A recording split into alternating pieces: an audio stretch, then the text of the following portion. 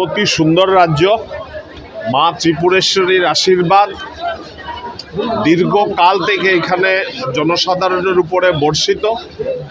আমাদের দল ভারতীয় জনতা পার্টি বিগত ৬-৭ বছর থেকে এখানে সরকারে আছে এবং দল আমাকে দায়িত্ব দিয়েছে যে এই অঞ্চলের সঙ্গে মিলেমিশে এই অঞ্চলের জনসাধারণ দলীয় কার্যকর্তাদের সঙ্গে মিলে কাজ করার জন্য।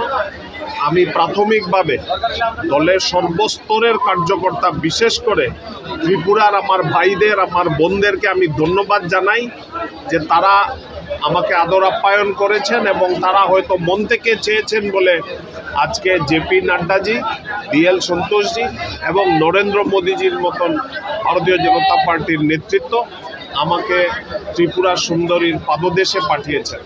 আমি রাজ্যিক সভাপতি রাজীব ভট্টাচার্য, আমাদের মুখ্যমন্ত্রী ডক্টর মানিক শাহ এবং ভারতীয় জনতা পার্টির সব কার্যকর্তাদেরকে ধন্যবাদ জানাই যে আমাকে একটা সুযোগ দিয়েছেন।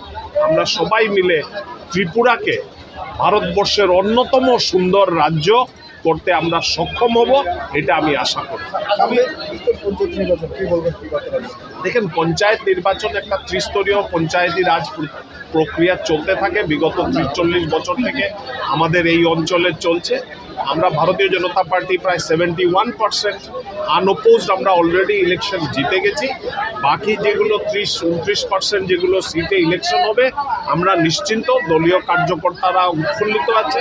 বিগত 3 দিন থেকে আমি অনেকের সঙ্গে ফোনে টাচে আছি এবং আমরা নিশ্চিন্ত যে পুরো পঞ্চায়েতি রাজ ব্যবস্থাতে যে ভারতবর্ষের সংবিধান যারা বানিয়েছিল, যে গ্রামীণ উন্নয়ন, গ্রামীণ সড়ক ব্যবস্থা, জল ব্যবস্থা, সব যেগুলো রুরাল এরিয়া আরবান এরিয়ার সঙ্গে সমতালভাবে চলতে পারে, এটার দিকে নজর ভারতীয় জনতা পার্টি রাখছে।